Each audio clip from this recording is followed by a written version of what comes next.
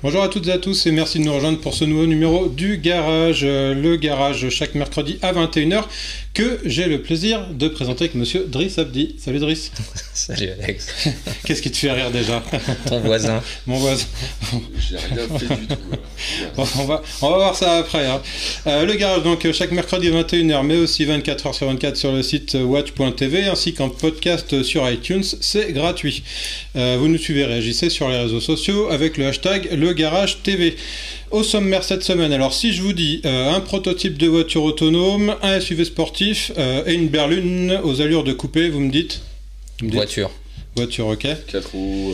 Bon, voilà. Alors, Renault Espace, dans l'ordre, Renault Espace, Alfa Romeo Stelvio et Volkswagen Arteon, bien sûr. Et pour en parler, ils sont tous là, ils sont venus. Voici, mesdames et messieurs, d'abord le docteur S Automobile. J'ai nommé monsieur Michel Holtz. Salut Michel. Salut, et quand même, je vous signale que c'est la première fois de la saison où je me déplace en personne en et je ne suis pas os, hein. Je pensais qu'il n'existait pas, hein, mais en fait il est là. T'auras le droit de revenir la semaine prochaine pour la peine. Ah, c'est bon, ça. Et de l'autre côté de la table, je ne le présente plus, notre ami Nico Hadet. Salut Nico. Salut à tous. Voilà, les présentations sont faites. Je vais essayer de ne pas savonner pendant toute l'émission. On se retrouve dans une poignée de secondes.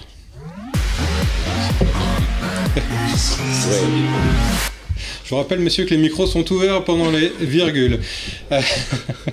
Alors voilà, après la Giulia l'année dernière, Alfa Romeo essaye de se refaire une identité avec cette fois-ci le segment le plus porteur du marché, à savoir le SUV. Elle arrive avec un gros SUV, un SUV du segment D.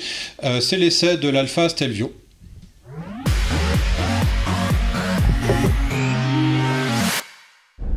Il va falloir s'y faire. Alfa Romeo se met au SUV. On essaye aujourd'hui le tout nouveau Alfa Stelvio. On attendait beaucoup Alfa sur son premier SUV. Au niveau du design, pas de prise de risque. C'est un SUV italien qui signe donc une ligne italienne, très étirée, très en courbe, très fluide, typiquement dans l'esprit Alfa Romeo de ce qu'on peut faire aujourd'hui avec une Giulia. Alors quand on voit le Stelvio pour la première fois, on n'arrive pas trop à lui donner un gabarit. C'est un SUV du segment D, pas loin de 4,70 m. On le voit plus petit qu'il ne l'est en réalité, mais c'est un concurrent direct d'un Audi Q5, d'un BMW X3, d'un Volvo XC60. Ce sont les stars du marché du SUV. Sur le segment D, il n'y a quasiment que des premiums dans les 5 premiers. Il n'y a que le Nissan X-Trail qui arrive en tête, qui lui n'est pas un produit premium, mais qui surclasse tous les autres en termes de vente. À l'intérieur, peu de surprises non plus, puisque en gros, Alfa Romeo copie-colle l'intérieur de la Giulia, le pose dans le Stelvio, mais Alfa a écouté la critique et a revu la qualité de certains assemblages et le toucher de certaines commandes, notamment les commandes au niveau du sélecteur DNA, ainsi que de la molette qui va gérer le système multimédia. Elles ont été adoucies, on a retiré ce cliquetis plastique désagréable et qui faisait cheap. Surtout que c'est pas un produit qui est donné. Alors à bord, il y a de la place. Ça n'a pas été le cas de toutes les Alpha, mais là, il y a de la place. On est confortablement installé. Les sièges baquets maintiennent très très bien. Alors c'est pas forcément les sièges qu'on a l'habitude de trouver dans les SUV, mais voilà, ça c'est la touche Alpha. On est avant tout à bord d'une Alpha avant d'être à bord d'un SUV, et c'est peut-être la recette qui va permettre à la marque de ressusciter un intérêt auprès du consommateur.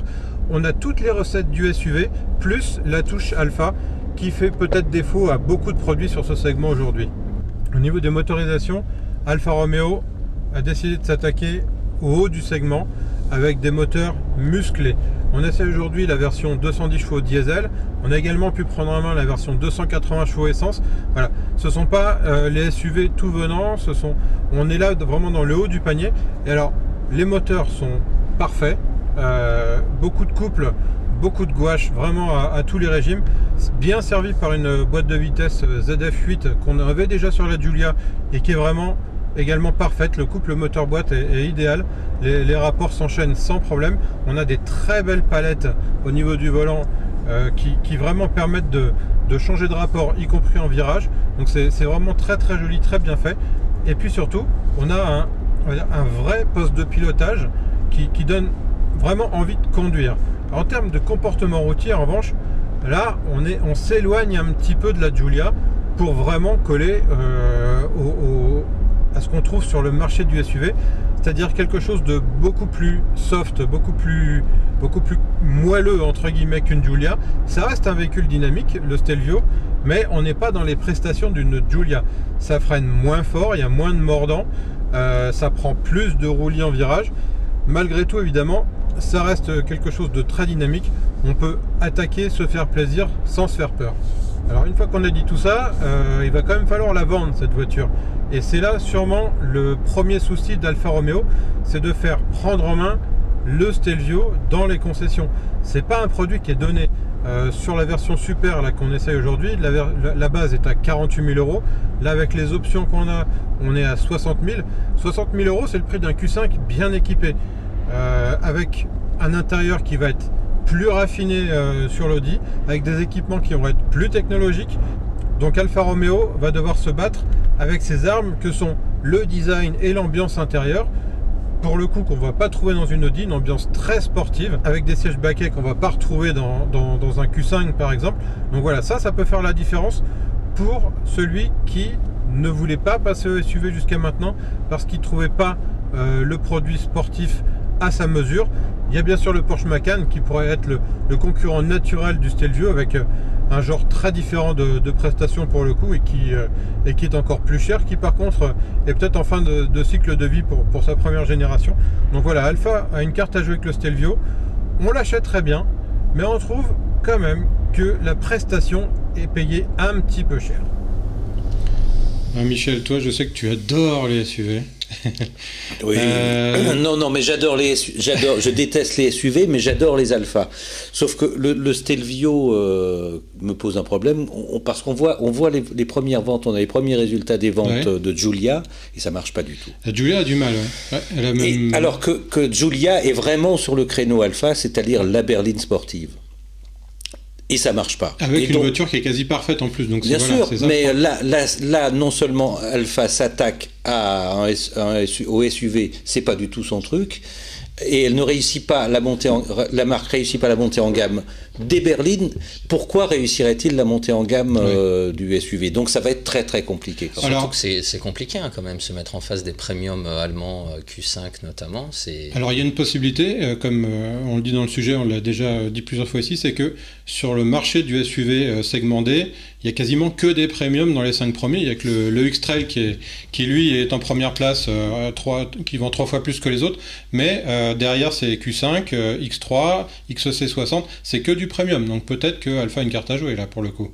Mais peut-être qu'il ne faut pas le comparer aux premium allemands que sont Audi, BM, Mercedes. Peut-être qu'il faut plutôt le comparer à Porsche sur le Macan, à Jaguar sur le F-Pace, et à des marques de niche comme ça. La différence, c'est qu'Alpha espère quand même faire du volume, parce qu'ils en ont besoin. Ils en ont besoin. Jaguar moins, et Porsche est à 80 000 quand même. On est vraiment au-dessus.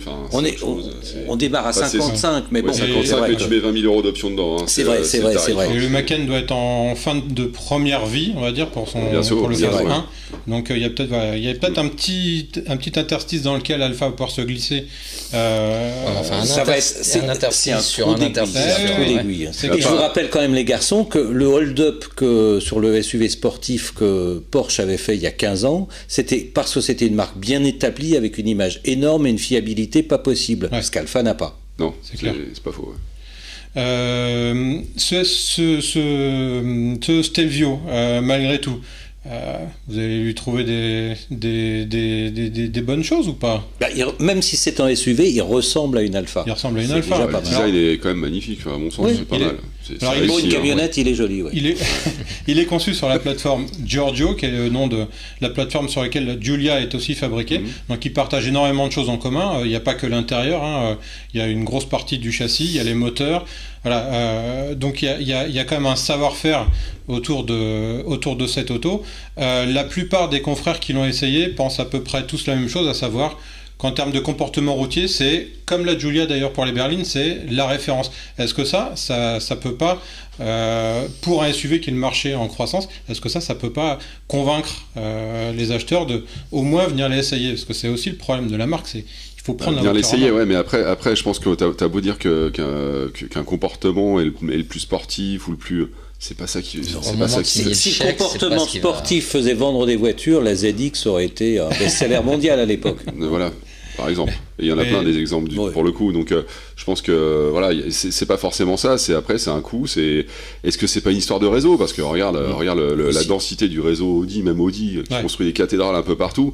Ils ont quand même une force de frappe en termes de communication que n'a pas forcément Alfa Romeo. Et surtout une image qui est justement... On revenait à la fiabilité. Alpha, en fiabilité, même si c'est le cas aujourd'hui, se traîne quand même cette réputation de manque de fiabilité. Donc c'est compliqué, surtout à 60 000 euros. Ouais. Puis surtout qu'il y a 60 000 euros, c'est le prix d'une version intermédiaire très bien équipée. Hein. Oui, mais en gros, la version qui devrait se vendre. Mais normalement, c'est la version. Mais Alfa Romeo, dans la tête des gens, quand même pas mal d'années, on a acheté des voitures qui étaient pseudo-premium, mais plus ou moins premium quand même, à des tarifs qui étaient plus abordables que les Allemands, justement. Là, le problème, c'est qu'on est... On reste un peu en dessous, quand même. Hein, mais est-ce que c'est suffisamment en dessous pour convaincre? C'est ça. Il y a ça, la montée en gamme, on l'a de chez Alpha depuis la 159, et ça ne marche pas. Ouais. Au bout de 10 ans, ça ne marche toujours pas. Ouais. Bon, on va parler d'un sujet qui est tendance également, qui est apprécié plus ou moins en fonction des gens. On va parler voitures autonomes maintenant, avec un petit voyage qu'on a pu faire il y a quelques semaines à bord d'un prototype de chez Renault. C'est l'espace autonome et c'est un peu plus qu'un prototype. On va se retrouver à bord de cette auto. On va discuter avec Laurent Topin, son ingénieur développement, et on se retrouve dans 3 minutes pour en parler.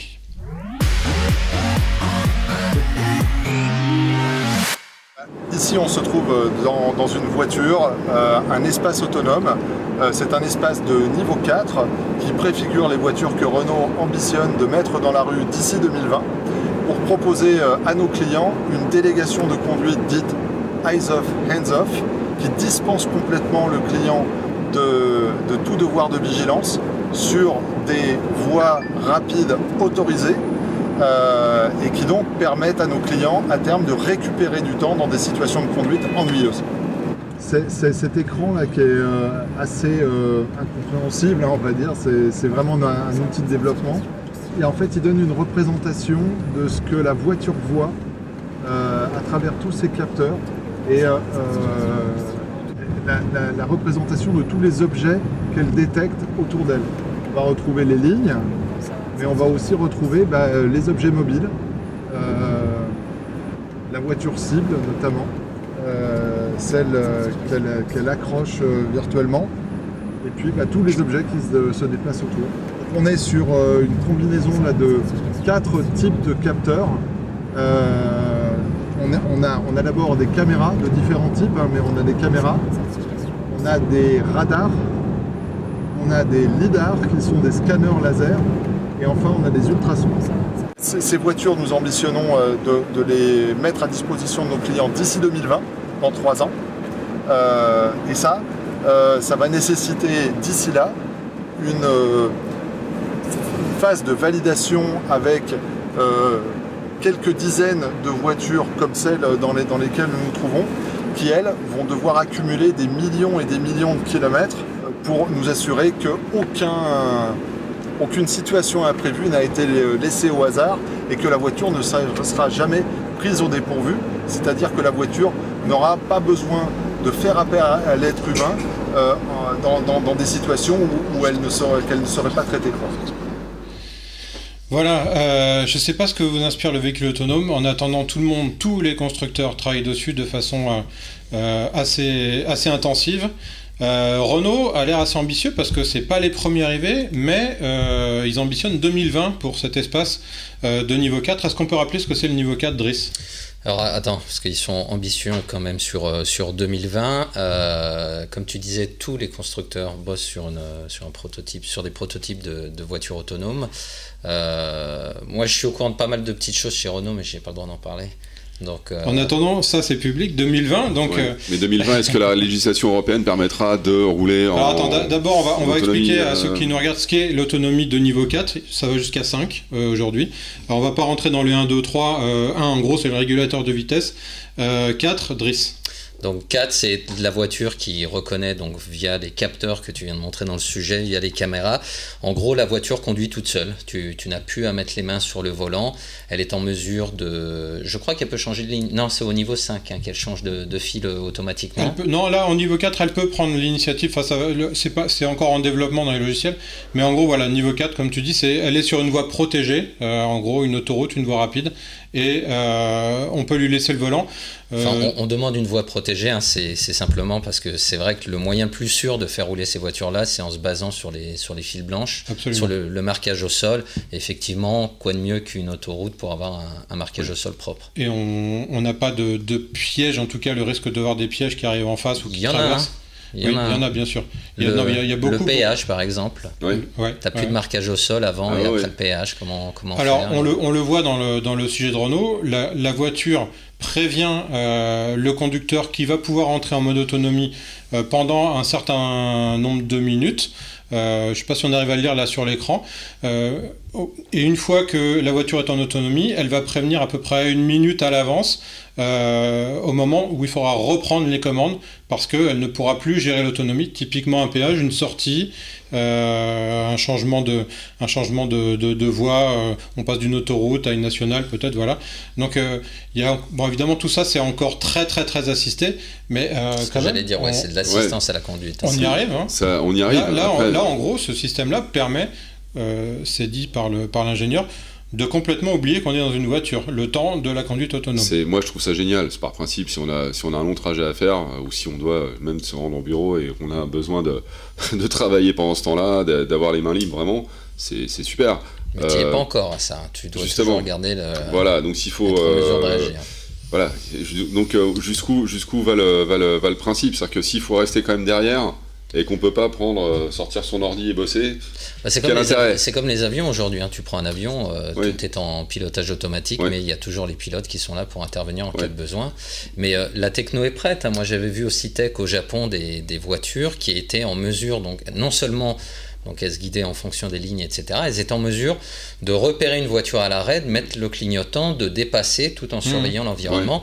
Ça restait au stop.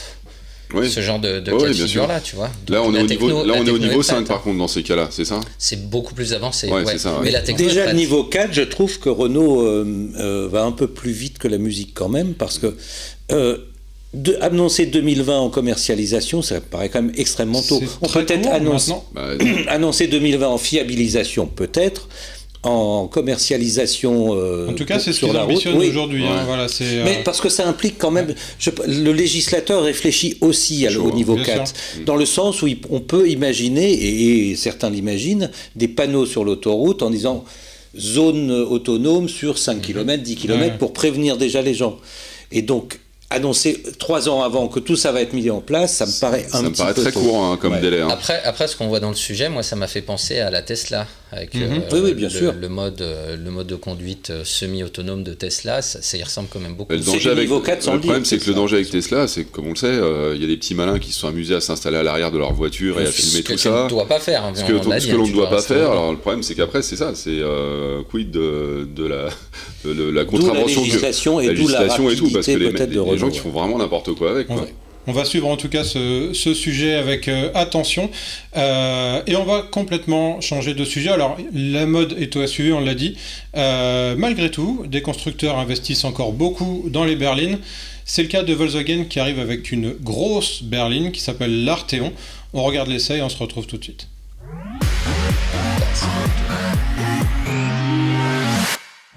Alors on vous parle beaucoup de SUV dans le garage, mais ça ne veut pas dire pour autant que toutes les berlines sont pénibles ou ennuyeuses.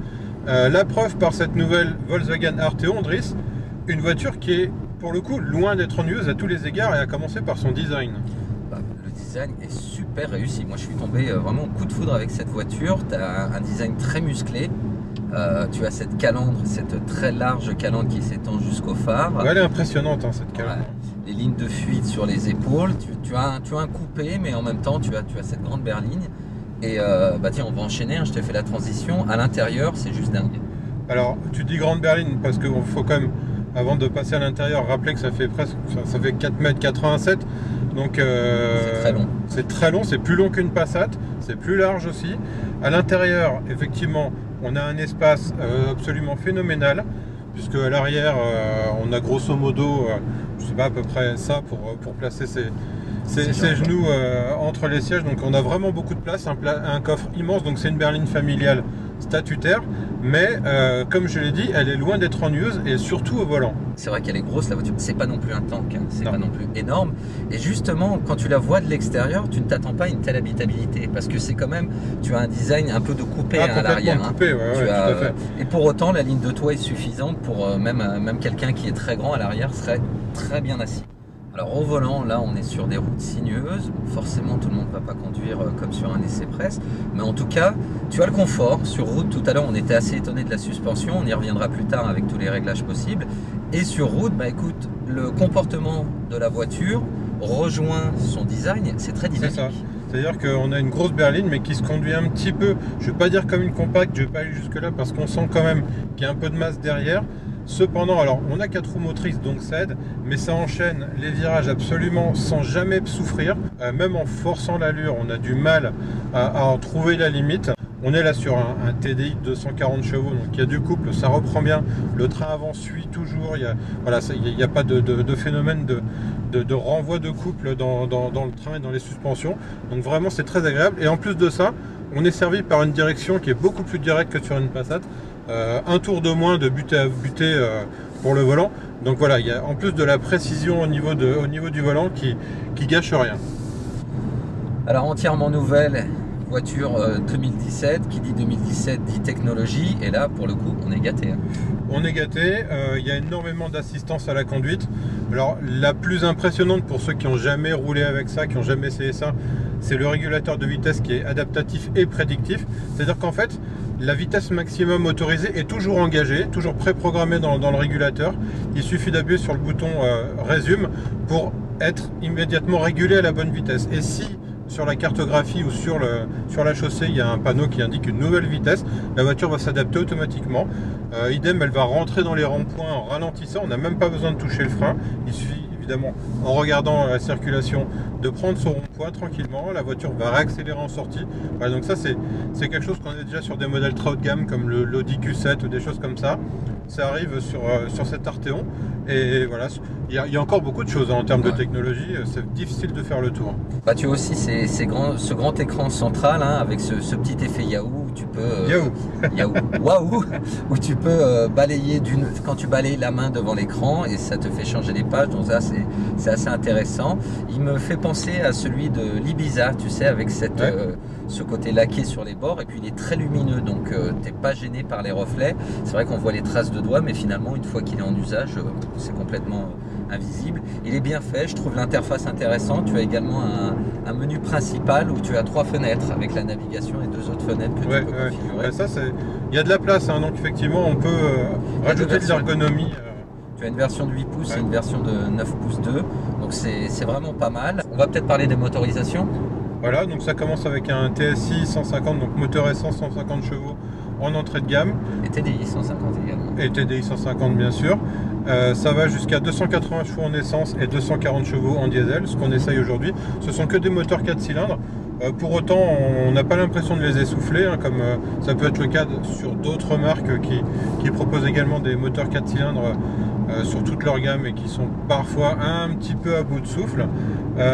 Donc voilà, la gamme vraiment est complète. Il y a je crois 7 ou 8 moteurs différents, enfin en tout cas niveau de puissance différente. Il y en a vraiment pour tous les goûts. Il y en a aussi pour tous les prix. Ça démarre en dessous de 40 000 € pour le TSI 150 que j'évoquais. Ça monte jusqu'à au-delà de 55 000 € pour les versions un peu haut de gamme, type l'Airline comme celle-ci, ou bien l'élégance exclusive avec tout l'équipement dont on peut rêver et qu'on peut imaginer. C'est cher évidemment, Andris. Maintenant la concurrence est largement à ce prix là aussi. Oui, si tu prends la version de base, tu es à 37 800 €. Après Volkswagen nous disait cette voiture qui vise clairement BMW, hein, les séries 4, série 5, tu es quand même 10% moins cher. Voilà, On est dans de l'entry premium un petit peu façon Volvo. Volvo qui est également un concurrent direct sur, on va dire, sur ce type d'approche du marché. Du coup, est-ce que ça te donnera envie de l'acheter, toi, cette auto? Bah écoute, je l'ai trouvée très jolie en photo. La voir pour de vrai, c'est encore mieux. Moi, je suis sous le charme. C'est vrai que c'est encore une fois, c'est joli, c'est dynamique, c'est très agréable à conduire. Il y a énormément de place. Le coffre est monstrueux. Après, effectivement, je ne suis pas dans la cible parce qu'on nous expliquait c'est quand même 78% de professionnels. C'est vrai qu'en région parisienne, avec ça, je vais quand même avoir du mal à me garer à Paris. C'est sûr que ça se gare pas comme une Smart ou une Clio. Maintenant, pour faire de la route, moi je trouve ça super. Ça me donne envie de partir en vacances. Et bah écoute, en même temps, c'est bientôt les vacances, donc je me demande si je vais pas essayer de me trouver une Arteon pour les vacances.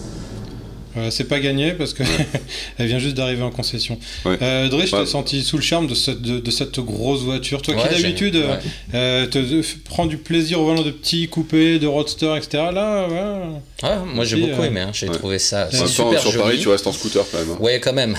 Non, mais c'est son embourgeoisement qui arrive au galop. Mais c'est super joli, je trouve, pour une berline. Elle a vraiment une gueule, cette voiture. À conduire, on s'est vraiment régalé. Et t'as énormément de place. C'est marrant parce que de l'extérieur, tu te rends pas compte, elle est grosse, tu vois, mais de l'extérieur, tu te rends pas compte, il y a autant de place à l'intérieur. Tu as tout ce qui est techno, etc. Ouais, une super caisse. Une paire de jumeaux en plus. Pas. Il y a un grand coffre en plus. Et un très grand coffre, on pourrait mettre 3 Michel dedans. Je vais me tourner vers Michel, justement, l'expert S-Marché. Qu'est-ce qui prend, quelle mouche pique VV avec cette grosse berline? Je ne comprends absolument pas ce qu'ils veulent faire. La Passat, il ne faut pas oublier que la Passat, dont elle est dérivée, marche moins bien. C'est-à-dire que les ventes sont en baisse, ils ont réduit les cadences, etc. pour toutes les berlines en Europe. Parce qu'on s'aperçoit que même les entreprises en veulent plus des berlines. Les entreprises, elles aussi achètent des SUV. Donc il y a peut-être le marché chinois. En plus, VV nous la joue. Non, ce n'est pas le remplaçant du CC qui était le précédent coupé, qui est plus petit, coupé berline c'est pas non plus la remplaçante de la Phaeton qui... Voilà, ça n'existe plus, mais reviendra en véhicule électrique. Ce n'est pas non plus un concurrent des premium, d'Audi. Donc, c'est quoi cet ovni? C'est quoi? Qui va l'acheter? À part les entreprises qui, visiblement, ne veulent plus de ce genre de voiture. Les Chinois? Non. Vraiment, c'est juste pour le marché chinois. Avec 3 ventes en Europe, mais je vois vraiment pas à qui elle s'adresse ici. On va laisser la question en suspens en souhaitant à Volkswagen qu'elle se vende, on verra bien. On se retrouvera la semaine prochaine. En attendant, merci à toutes et à tous de nous avoir suivis. Merci Michel, merci Nico, revenez quand vous voulez, la semaine prochaine par exemple. Merci aussi à Benjamin à la réalisation. En attendant, n'oubliez pas les rediffs et les replays. Parlez-en aussi à vos amis, je savonne sur la fin, dites-moi. Les programmes continuent sur votre... C'est équilibré avec le début, c'est bien. Salut à tous.